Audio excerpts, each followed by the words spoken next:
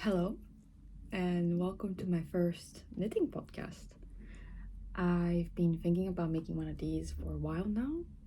I've got a Instagram knitting Instagram account that I really enjoy making content for, and I watch a lot of knitting podcasts. And I was thinking it would be nice if maybe I contributed to the content. I don't know, who knows?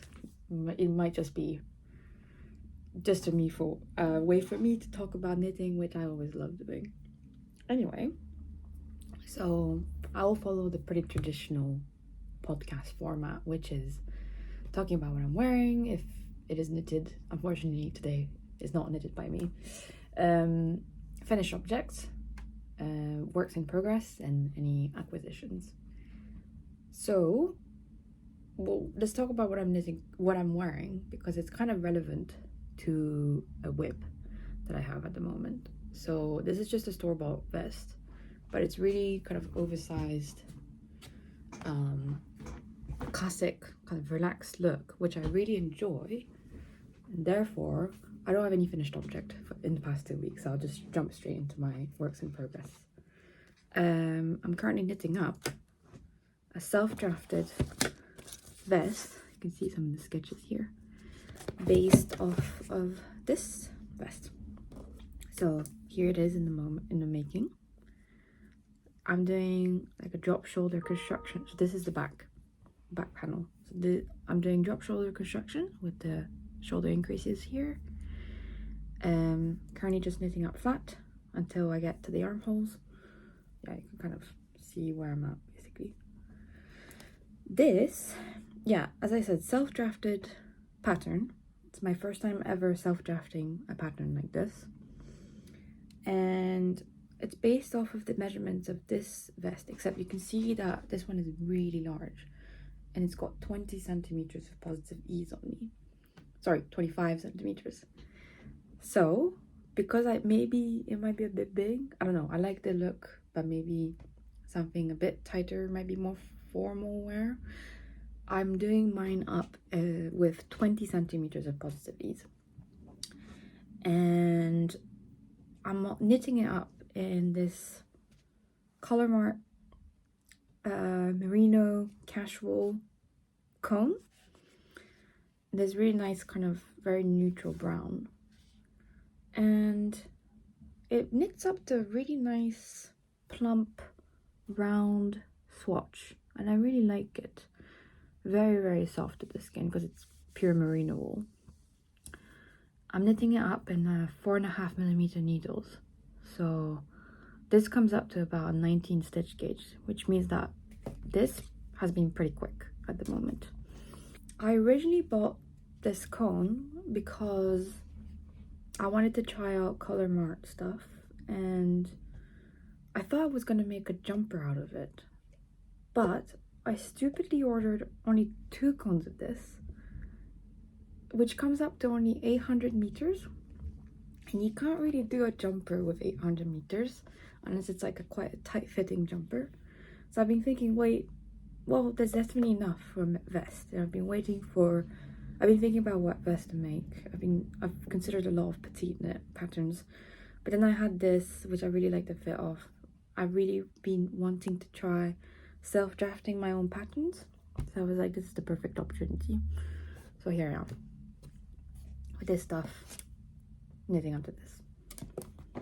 The next work in progress I can talk about is actually a test knit for Handmade by Florence here on YouTube. It's a test knit for, I don't know if you can really see what this is actually going to come up to. Her May ball wrap, which is this lovely, slightly oversized wrap cardigan with a drop shoulder construction. So I've finished the body, and I'm currently knitting up the double knitted edge, which is such a pain. I don't know, it looks so good, but it takes so much time. Sometimes I get really demotivated to work on this, but deadline's in about 3 or 4 weeks, so I really need to get on with it. The yarn is so beautiful.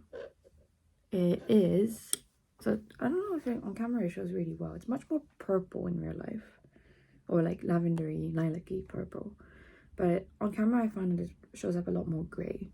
This is a blend of Sandnes Garn Sunday, a petite knit version.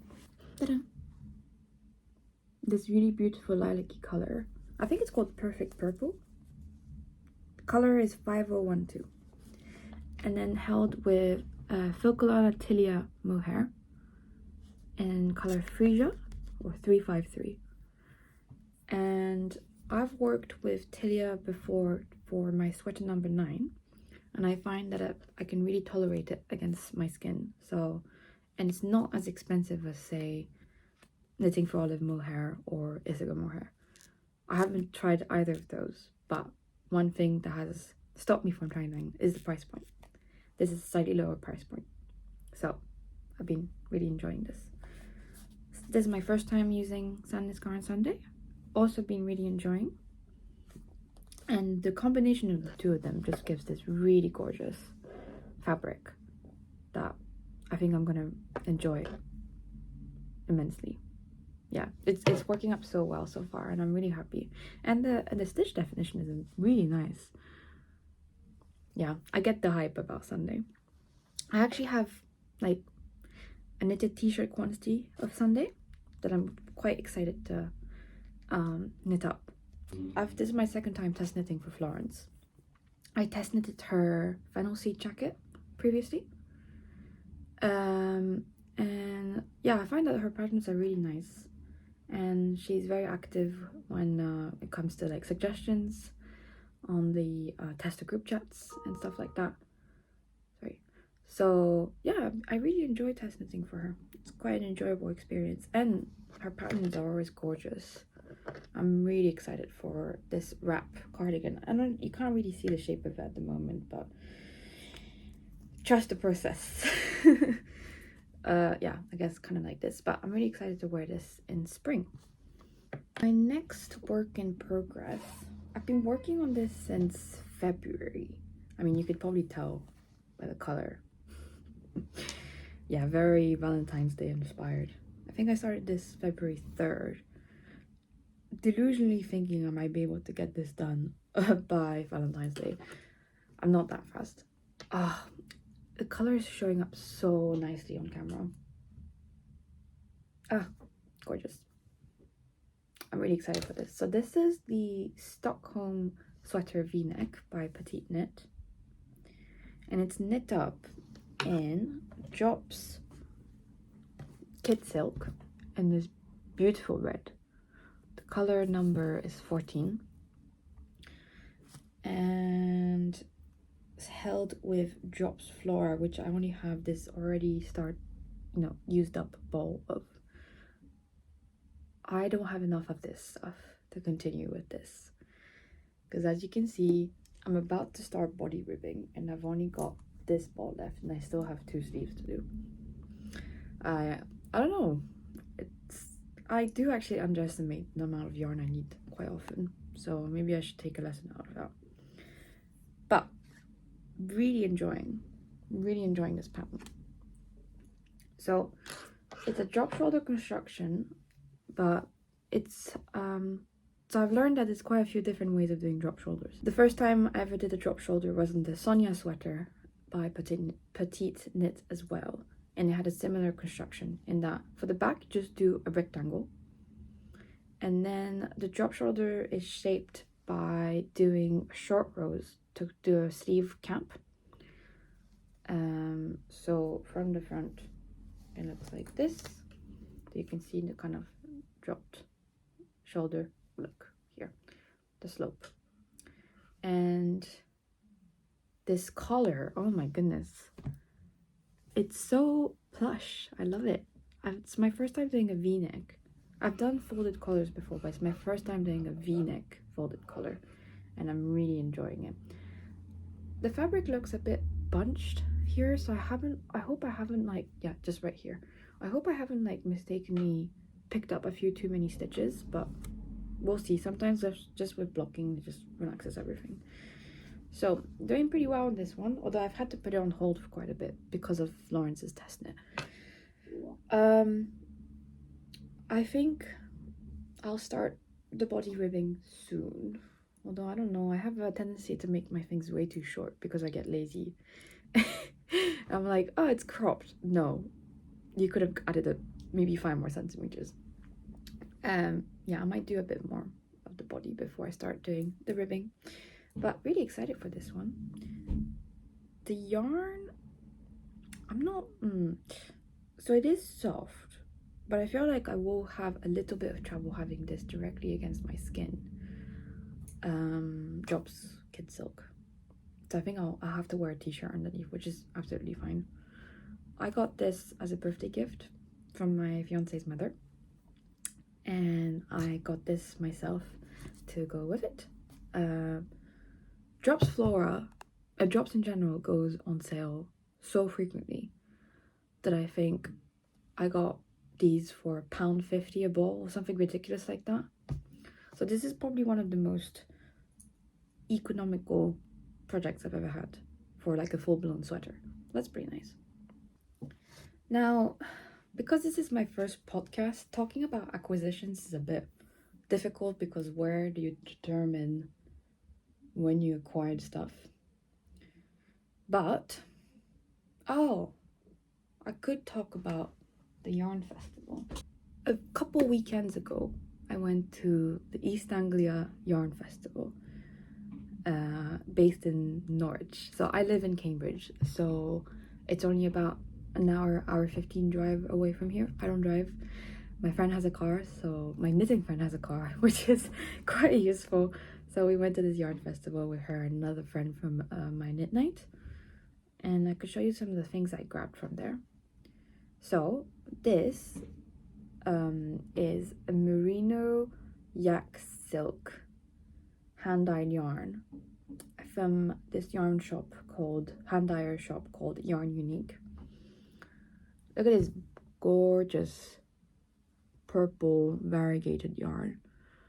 So I don't know if anyone has done this as well. Well, it's quite trendy on Instagram right now. Seasonal color analysis stuff. Apparently I'm a deep winter. Apparently.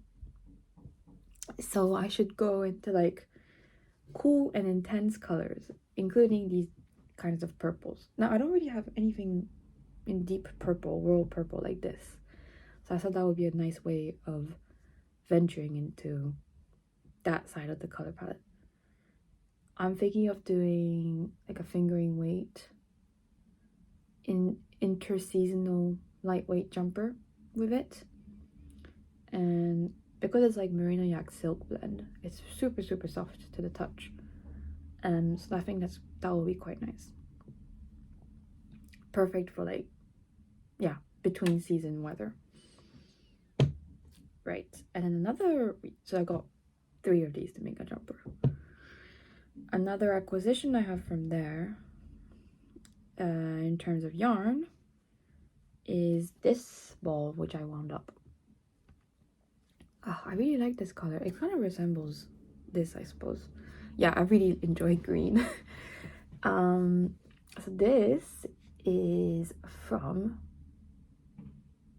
Fox Yarn. Yeah, I'll put the proper name. But it is a merino yak nylon blend. So technically a sock yarn. But I'm thinking of making the mini mock tank by Jessie Made Designs. The reason I got this was purely because it was on sale. I love a good sale. They had like single hanks for sale at a few hand dyer stands. So I got this towards the end of the day at the yarn festival, and only one of these to make a tank top. I think that's pretty good, cost wise, and I've really been wanting to make the mini mock tank, by Jessie Maids because I own Zara tanks that looks exactly like that, so I know it's a style I enjoy, but I've been wanting to make my own version of it, so I think this will be perfect for it. And it's, you know, it's a quite neutral color, and so the merino and yak will be nice and, you know, not breathable might not be the word, but comfortable for British weather, while the nylon make sure that the tack keeps its shape over time. I think that will be a good shot. She does, I think, in a few of her bralette smaller garment, more tight-fitting garments, Jessie suggests using sock yarn because of that reason, because of the fact that it has a tendency to keep its shape a bit better. But yeah, so this was my first knitting podcast.